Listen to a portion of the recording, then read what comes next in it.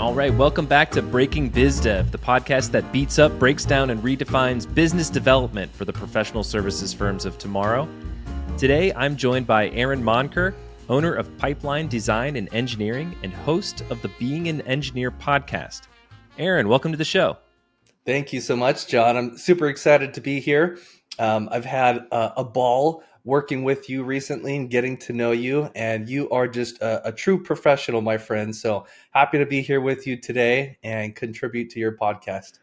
Awesome. Aaron, thank you so much for the kind words. That's awesome.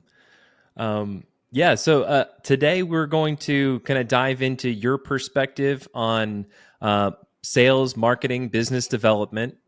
And on these interviews, I like to start with a big question and we can kind of drill down from there, take it in any direction that you want. But from your perspective, what do you think is the number one thing that's broken about the way engineering firms go about new business development? I think primarily it's the fact that we're engineers and we don't understand marketing and sales. And that's true for myself, even though I've been primarily involved in sales and marketing and business development for the past, I'd say 5 years or so. I mean, my background is a mechanical engineer. That's what I went to school for. That's what I did for my day-to-day work for a long time. And it's been the past maybe 5 years or so that my focus has shifted to more business development and sales and marketing. But I think most engineers just intrinsically don't really understand or like sales and marketing. In fact, a lot of engineers, we shy away from it. We don't want to put ourselves out there. We don't want to, what's the term that I heard recently? We don't want to do even humble brags, like, oh, this thing that we did was so great, even in a humble way. But I think you have to a little bit when you're doing sales and marketing. So I think the mindset of an engineer, generally speaking, is just not really aligned with what it needs to be in order to succeed at sales and business development. You bring up a great point because in just looking across different professional services industries, one of the big keys to new business development is relevant experience and past performance. And so, like you say, not even really wanting to make a humble brag about a project that you did that may be completely relevant to a prospective buyer's situation. That makes total sense. So I guess from your experience, how have you been able to kind of overcome that a little bit? What are some of the things that led to you feeling a little bit more comfortable to step out on that ledge, so to speak?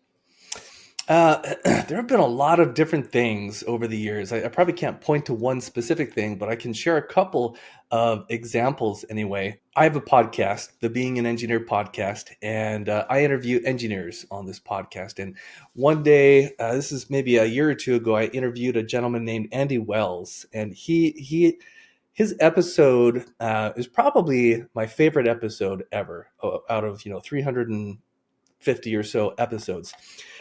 And we talked about a few technical things, but mostly his approach to life and business was just so uplifting that I found it incredibly inspirational.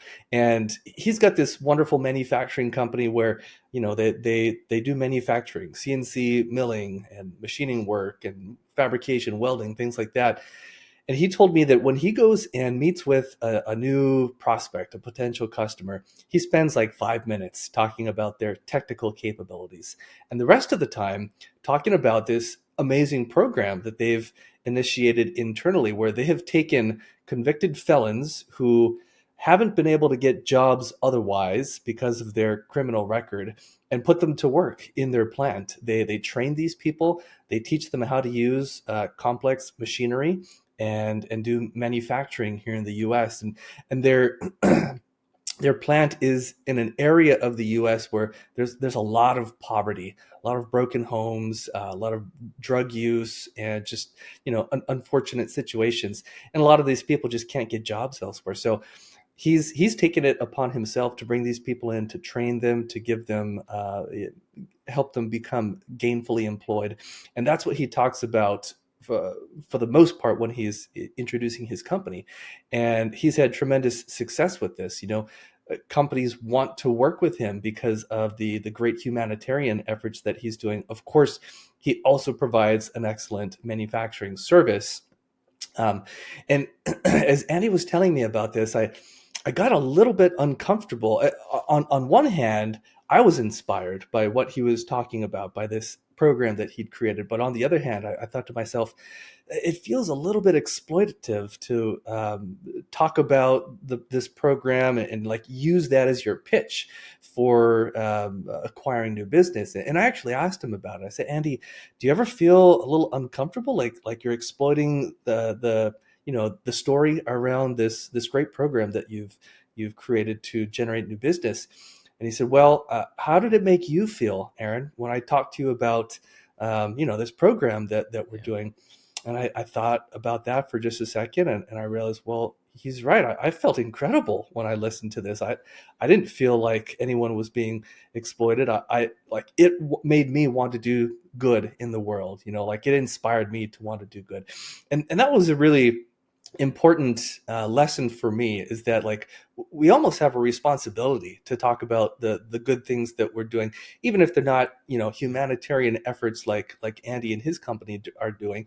But whatever good we are doing as a company, we almost have a responsibility to tell our prospects about that, and to help them succeed. So that was one important lesson. And then I've done a lot of coaching over the years, and I'm working with a coach right now. His name is Ramsey Marjaba. And if there are folks out there, especially in the manufacturing engineering industry, who are looking for sales training and coaching, he's just an awesome guy that really knows his stuff. And he's taught me a lot about really zeroing in on the discovery process, and empathy, like genuine empathy for your prospects. And so those are a couple of things that have really helped me out over the years. Empathy and understanding are a huge part. Those are two big topics that we like to talk about on Breaking Biz Dev, and especially in that discovery phase, like you said, because a lot of it is you need to understand the prospect situation and walk a mile in their shoes before you can come up with a solution that will truly help them. You mentioned your podcast, being an engineer, and so I wanted to talk about that a little bit. You obviously see the value in marketing and investing in marketing and building a media arm of your business with the podcast. Um, why is that such a focus for you? We've attended some large trade shows in the past in an attempt to generate more visibility for our company, right, as a sales and marketing tool. I mean, lots of people do this, right? It's a pretty typical effort for companies to participate in marketing. And we spent a lot of money at this one trade show in particular. We attended for as an exhibitor for 5 years, and it cost us, after you factor in everyone's time and travel expenses and things like that, it was costing us around 25 grand a year to be at this show. And I committed to doing it for 5 years. I said, I'm going to, let's see what happens, right? I'm not just going to go 1 year and call it quits if we don't get a bunch of work out of it. So we went for 5 years and really didn't get hardly anything out of it. And we were just, a small little guppy in a sea of much bigger fish at this trade show. Of course, there were smaller companies like us there as well, but we just kind of got lost there. I think it was so big and there was so much going on, and there wasn't a lot of enough focus on us. And I thought, where is it that engineers hang out right now? Where do I go to get eyeballs from engineers? And like a trade show is one place, but where else could we go? And there wasn't like a great answer to that. There's some conferences, but podcasts, engineers listen to some podcasts. So I started thinking, what could we do as a company to like own the engine that attracts engineers' attention, right?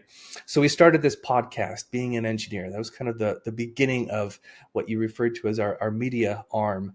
And we've since informally, at least internally, started referring to that as the Pipeline Media Group. And we'll start formally branding or putting that brand out there more and more as we continue. But we started the podcast, and we're on season 6 now, and we've done close to 350 episodes at this point, and that's been a really tremendous tool for us. And what we've learned is that the business we've acquired from the podcast is not so much from listeners who are tuning in and listening, consuming that content, but it's actually been more from the guests that we have on the show.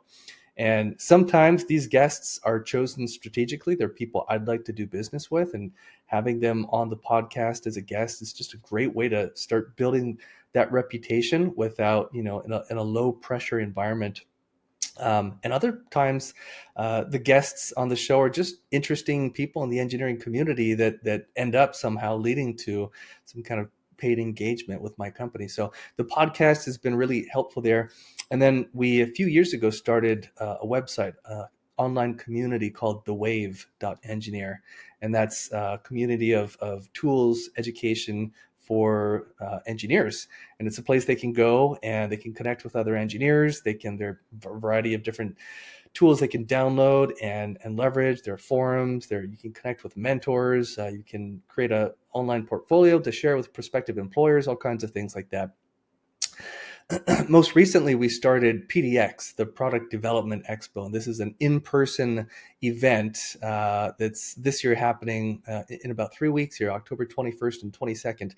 And the format that we've created there is a little bit different than your typical trade show. So instead of showing up and just talking with a vendor and getting a flyer or something like that, each exhibitor at the event is contractually required to do formal training for attendees. So we've got training on, like 50 different topics at this event, everything from how to program a robot to practical project management for engineering to like scanning and reverse engineering and 3D printing and all these different things that are important and relevant to engineers. So as an attendee, you show up and you get practical hands-on training for whatever topic you want to attend. You can attend probably up to 10 or 12 during the 2-day event. So all these different efforts that we've been working on, the podcast, the Wave.engineer community website, PDX, these are all intended to be like our business development engine, right? Because pipeline is at the center of all these things. And